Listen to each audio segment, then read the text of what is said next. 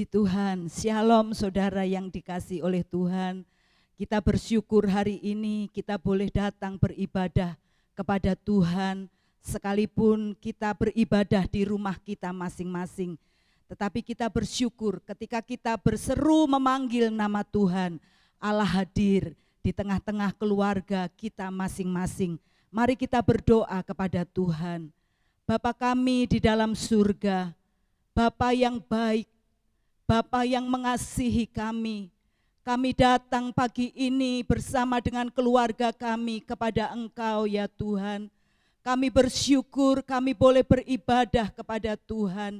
Kami percaya ketika kami berseru memanggil nama Tuhan, Tuhan hadir di tengah-tengah kami dan Tuhan memulihkan kami dan kami boleh bertemu dengan Tuhan secara pribadi. Terima kasih Tuhan. Lawat kami Tuhan, dalam nama Tuhan Yesus. Haleluya. Amin. Puji Tuhan, saudara. Mari kita memuji, menaikkan sembah kita kepada Tuhan. Kita katakan bahwa kita memerlukan Tuhan setiap hari, setiap jam. Ya Tuhan, tiap jam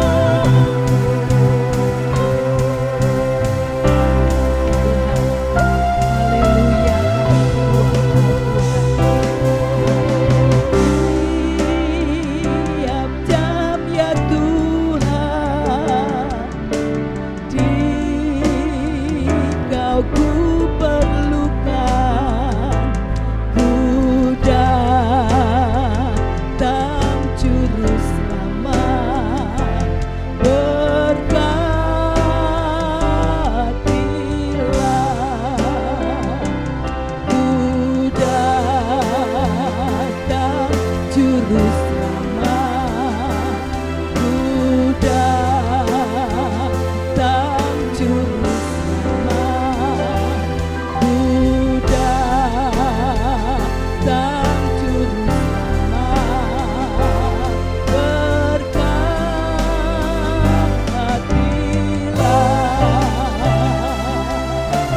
Oh, haleluya. Kami perlu Engkau di dalam setiap hidup kami. Allah penolong kami, Allah pembela kami. Haleluya.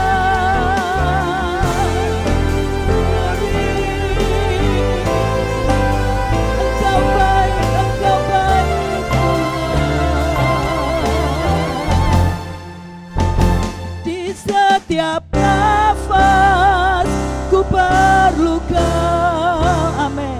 Di setiap langkah ku perlu Kau, di kering dan hujan ku perlu Kau. Yesus Kau yang ku perlu, amin, haleluya. Di setiap langkah ku perlu Kau, di setiap langkah ku perlu Kau, di kering dan hujan ku perlu Kau. Yesus Kau yang ku perlu, Yesus Kau yang ku perlu, Yesus Kau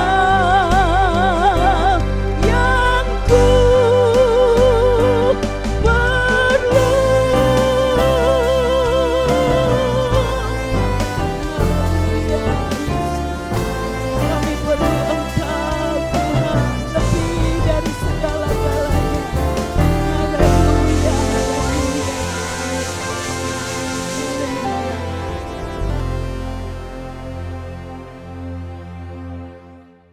Mari kita berdoa untuk menyambut firman Tuhan.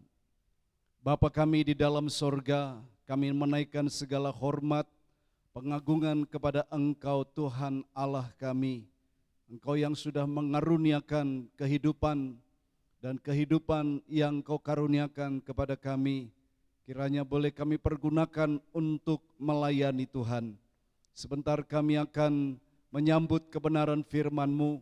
Urapi setiap hati kami ya Tuhan, urapi pikiran kami, mampukan kami untuk konsentrasi, menerima firman Tuhan, mendengarkan firman Tuhan, sehingga kami nantinya pulang membawa berkat-berkat yang daripada Engkau Tuhan dalam pemberitaan firman Tuhan. Urapi hamba-Mu, perlengkapi dengan segala hikmat marifat dari sorga. Biarlah Tuhan yang mencengkeram kami dan Roh Kudus berkarya di tengah-tengah kami.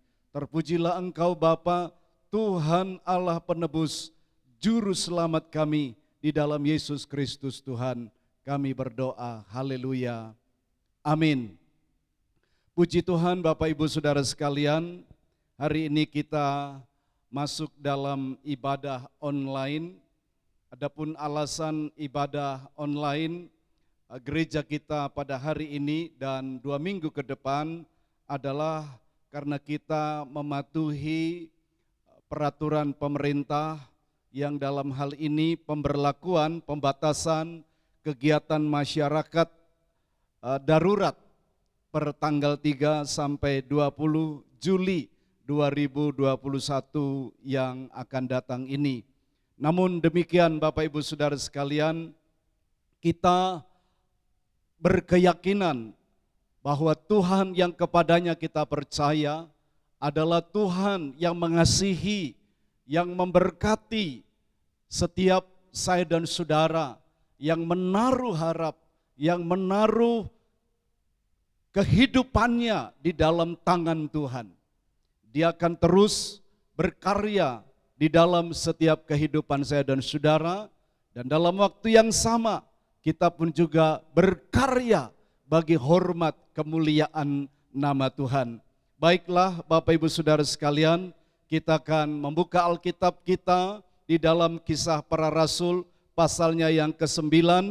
Kita akan membaca pada ayatnya yang ke-10 sampai pada ayat yang ke-18.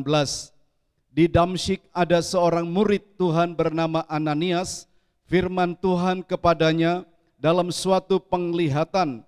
Ananias, jawabnya, ini aku Tuhan. Firman Tuhan, mari pergilah ke jalan yang bernama Jalan Lurus, dan carilah di rumah Yudas seorang dari Tarsus yang bernama Saulus. Ia sekarang berdoa, dan dalam suatu penglihatan ia melihat bahwa seorang yang bernama Ananias masuk ke dalam dan menumpangkan tangannya ke atasnya supaya ia dapat melihat lagi. Jawab Ananias, Tuhan, dari banyak orang telah kudengar tentang orang itu, betapa banyaknya kejahatan yang dilakukannya terhadap orang-orang kudus-Mu di Yerusalem. Dan ia datang kemari dengan kuasa penuh dari imam-imam kepala untuk menangkap semua orang yang memanggil nama-Mu. Tetapi firman Tuhan kepadanya, pergilah, sebab orang ini adalah alat pilihan bagiku untuk memberitakan namaku kepada bangsa-bangsa lain, serta raja-raja dan orang-orang Israel. Aku sendiri akan menunjukkan kepadanya betapa banyak penderitaan yang harus ia tanggung oleh karena nama-Mu. Lalu pergilah Ananias ke situ dan masuk ke rumah itu. Ia menumpangkan tangannya ke atas Saulus. Katanya, Saulus saudaraku, Tuhan Yesus yang telah menampakkan diri kepadamu di jalan yang kau lalui, telah menyuruh aku kepadamu supaya engkau dapat melihat lagi dan penuh dengan Roh Kudus. Bapak Ibu Saudara yang saya kasihi di dalam kasih Kristus, apabila hari ini kita ada sebagaimana kita ada, tentu karena anugerah Tuhan yang amat luar biasa. Hari ini kita akan memperhatikan dari kebenaran firman Tuhan yang baru saja saya bacakan untuk saudara.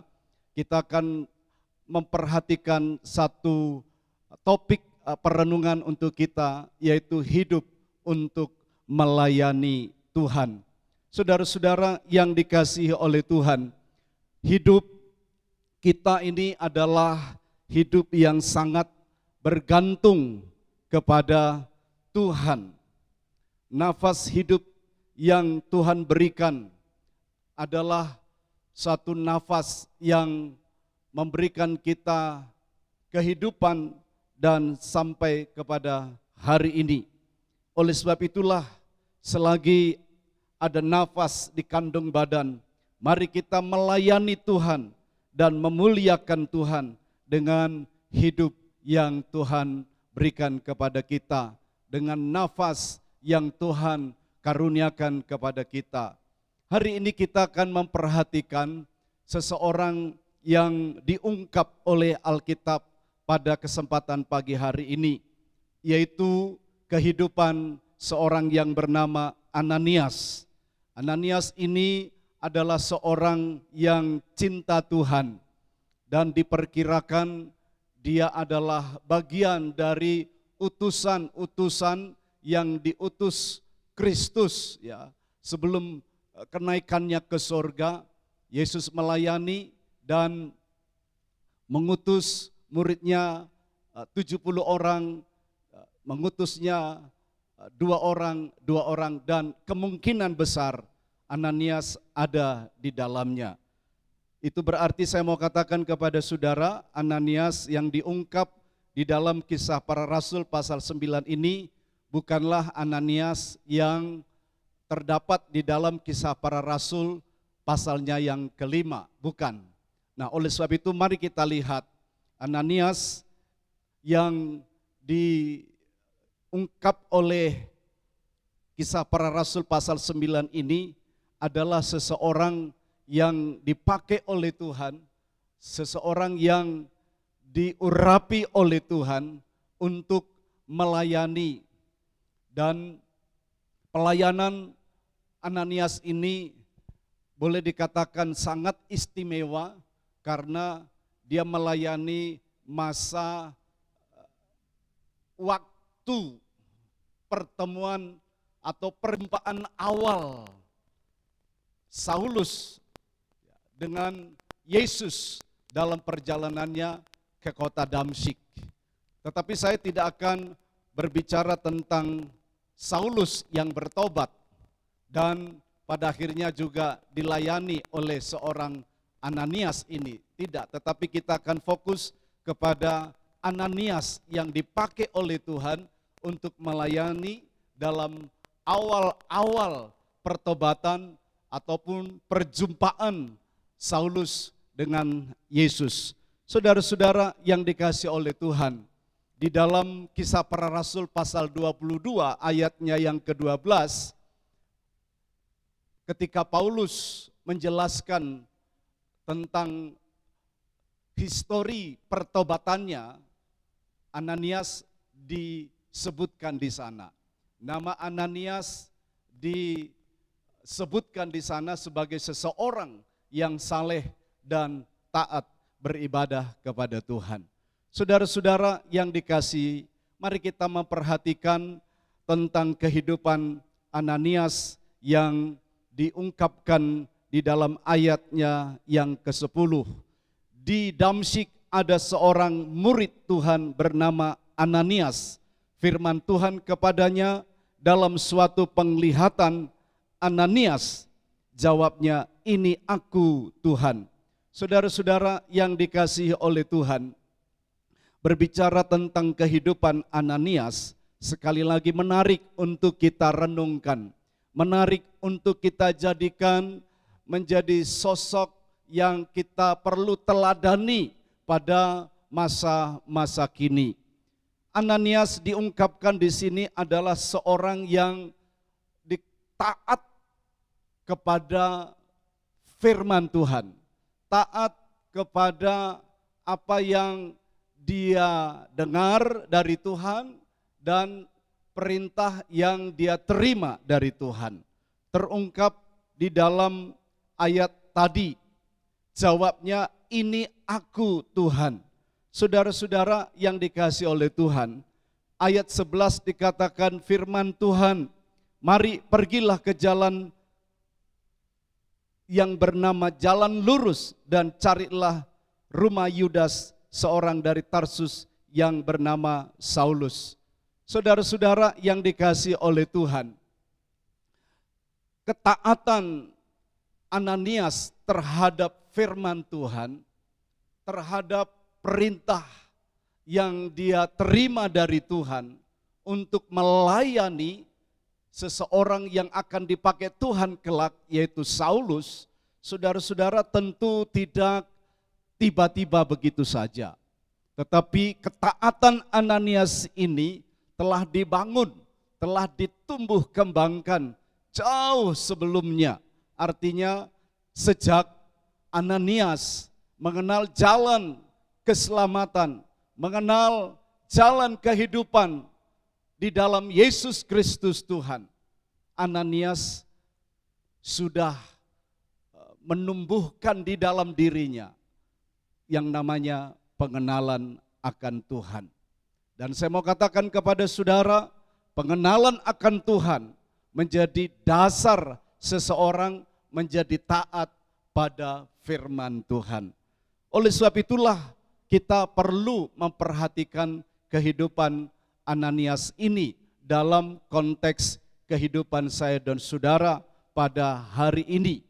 Saudara-saudara, sebenarnya ada alasan Ananias untuk tidak taat pada perintah Tuhan, yang dalam hal ini saudara-saudara untuk datang menjumpai seorang yang bernama Saulus yang baru saja mengalami perjumpaan dengan Tuhan.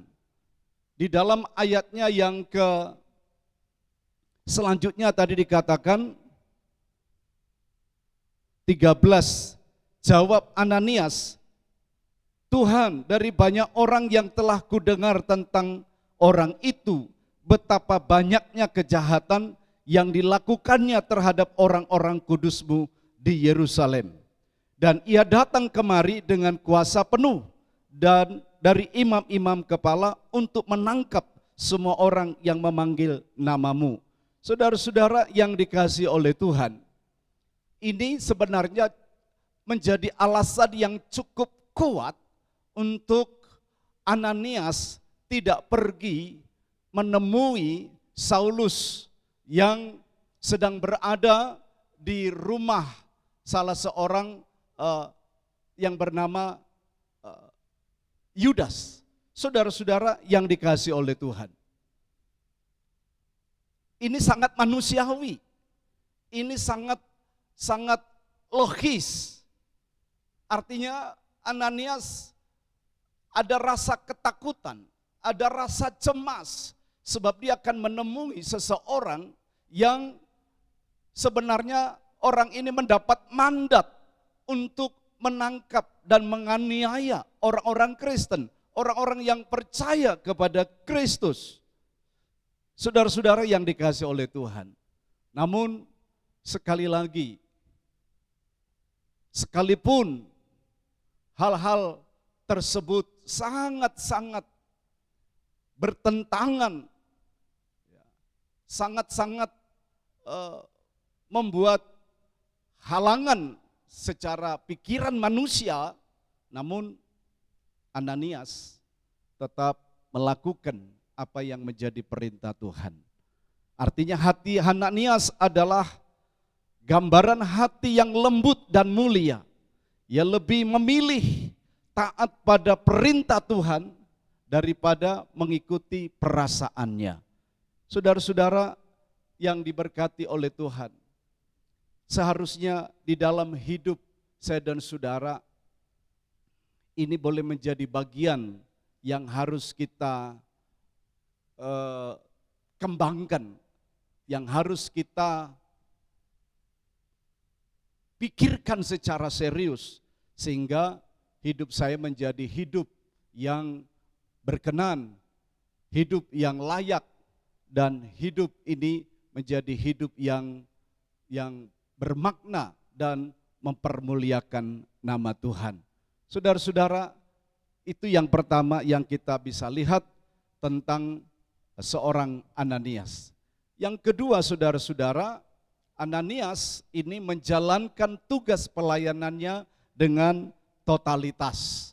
Artinya bahwa Ananias lebih memikirkan kepada apa yang Tuhan akan kerjakan, baik melalui dirinya maupun kepada Saulus yang dia akan jumpai. Saudara-saudara, kenapa Ananias menjalankan tugasnya, tugas pelayanan dengan totalitas? Karena bagi Ananias, hidup ini adalah kesempatan. Saudara, di dalam ayat 15 dikatakan, tetapi firman Tuhan kepadanya, pergilah, sebab orang ini adalah alat pilihan bagiku untuk memberitakan namaku kepada bangsa-bangsa lain, serta raja-raja dan orang-orang Israel. Ayat 17, lalu pergilah Ananias ke situ dan masuk ke rumah itu. Ia menumpangkan tangannya ke atas Saulus, katanya, Saulus saudaraku, Tuhan Yesus yang telah menampakkan diri kepadamu di jalan yang kau lalui, telah menyuruh aku kepadamu, supaya engkau dapat melihat lagi dan penuh dengan Roh Kudus. Saudara-saudara yang dikasihi oleh Tuhan, sekali lagi Ananias sungguh memiliki hati yang melayani Tuhan, dan dia menjalankan tugas pelayanannya dengan totalitas, dengan segenap hati, dengan segenap jiwa, dengan segenap kekuatannya. Karena apa? Karena dia sangat sadar bahwa kesempatan ini adalah bahwa hidup ini adalah kesempatan. Saudara-saudara yang dikasihi oleh Tuhan, ketika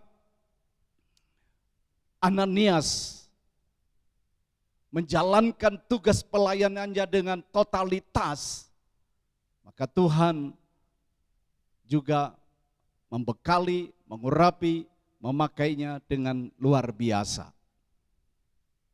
Hidup ini adalah kesempatan. Dan ini pula juga yang boleh kita renungkan di dalam kehidupan saya dan saudara. Alangkah baiknya apabila setiap orang Kristen hari ini menggunakan kesempatan untuk melayani Tuhan. Menjalankan roda kehidupan dalam terang kasih Kristus yang ajaib. Kita tadi melihat bahwa Ananias hatinya begitu mulia. Hatinya begitu tulus. Dia mengatakan kepada Saulus, Saulus saudaraku. Saudaraku yang dikasihi oleh Tuhan.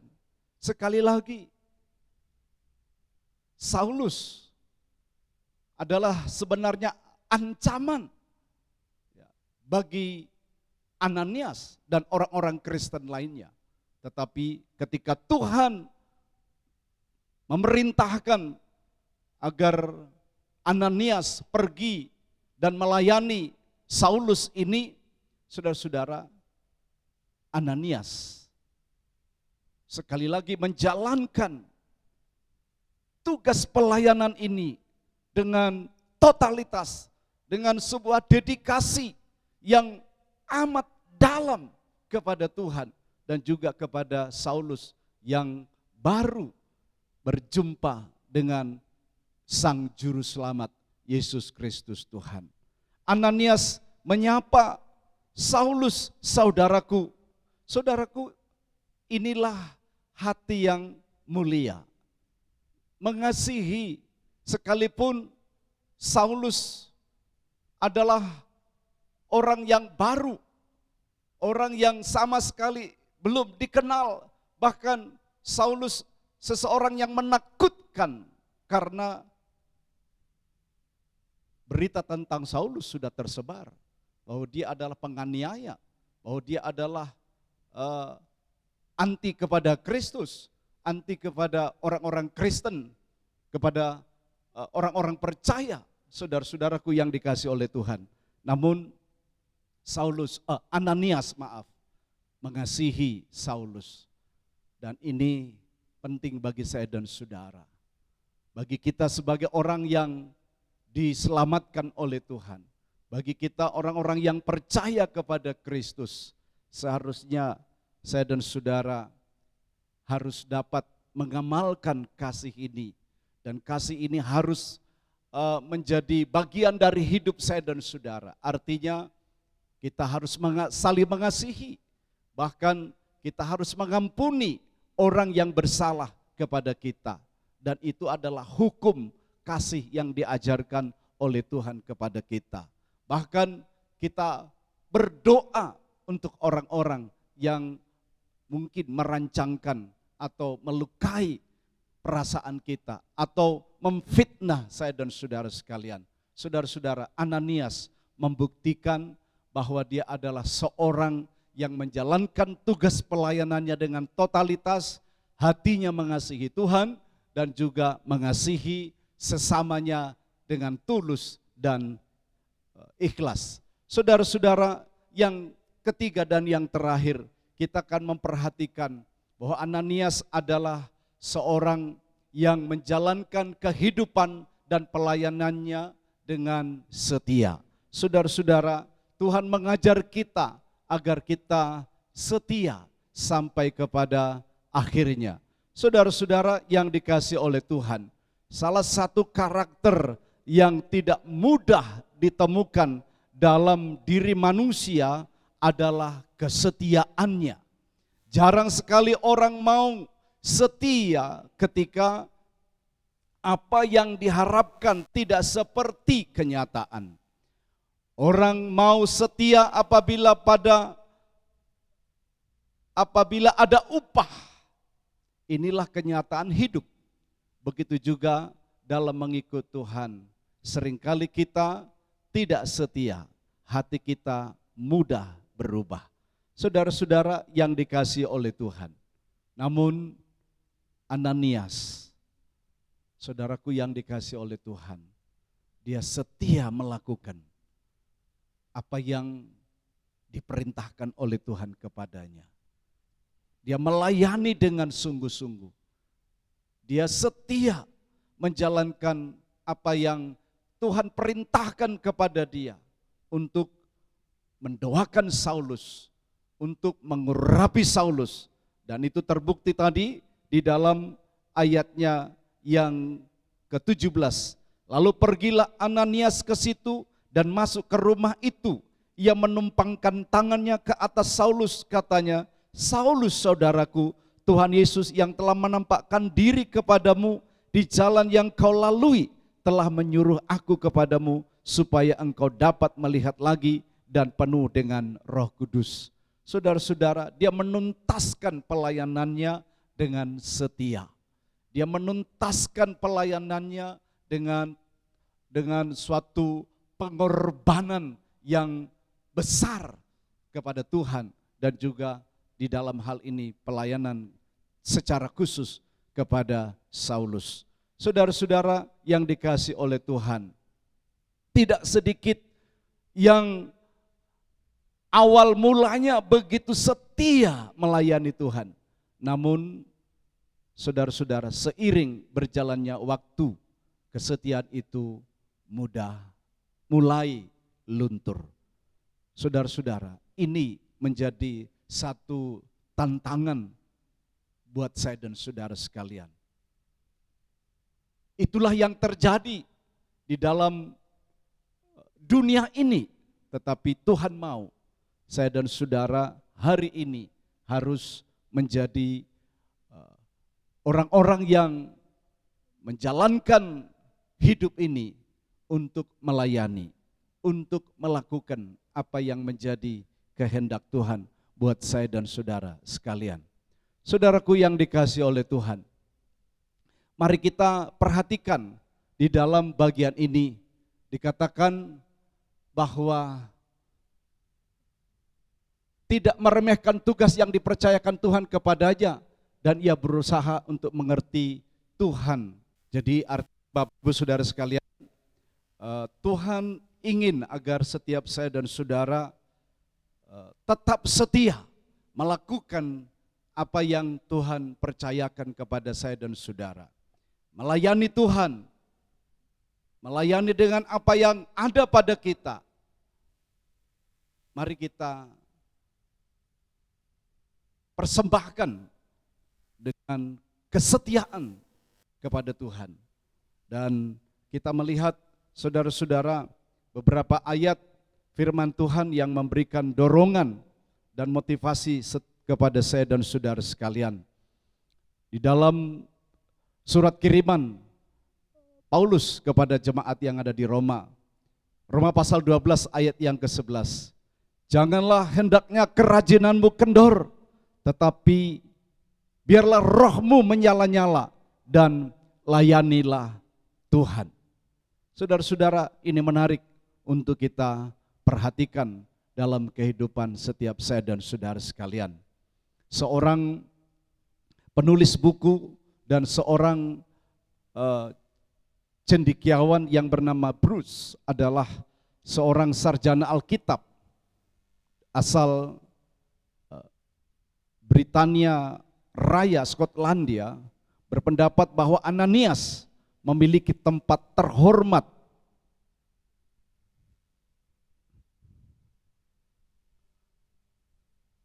di sejarah kudus gereja dan pantas mendapat terima kasih dari semua orang yang masuk ke dalam berkat keselamatan sehubungan dengan hidup dan pelayanan Rasul Paulus itu. Saudara-saudara yang dikasihi oleh Tuhan.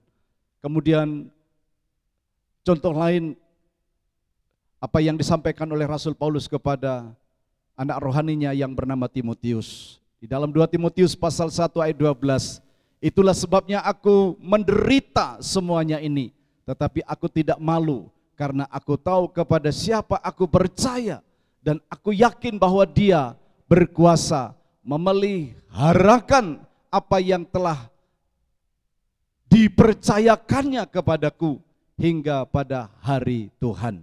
Saudara-saudara, ini bentuk atau contoh dari kesetiaan. Apapun yang terjadi, apapun sesuatu yang menghalangi, tetap setia menjalankan roda kehidupannya mengasihi Tuhan dan juga melayani. Ayat ini menunjukkan komitmen Rasul Paulus dalam mengikut Kristus. Apapun yang terjadi dan resiko apapun yang harus ditanggung, Paulus tidak pernah berubah sikap karena ia tahu kepada siapa ia percaya. Ananias, saudara-saudara, sangat spesial, hidupnya diabdikan untuk melayani Tuhan.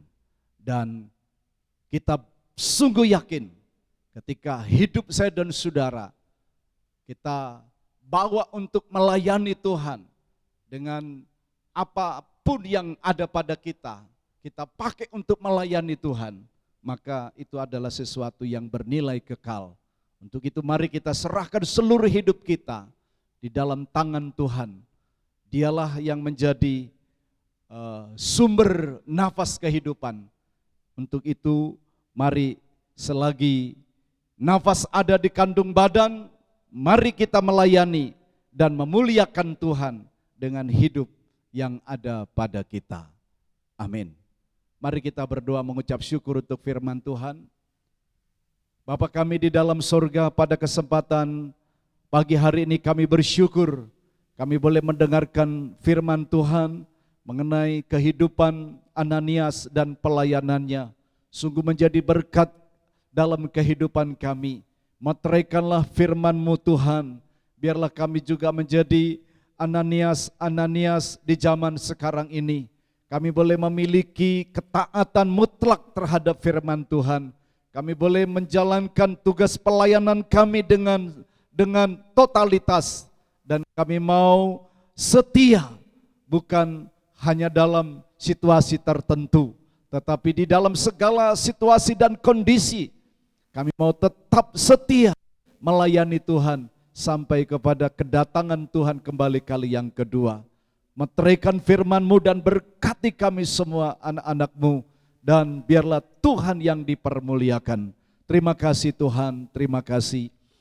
Terpujilah Engkau yang sudah memberkati pemberitaan firman Tuhan dari awal hingga pada akhirnya. Dan sebentar kami akan akhiri ibadah kami saat ini. Kami mau menyerahkan kehidupan rumah tangga keluarga kami masing-masing.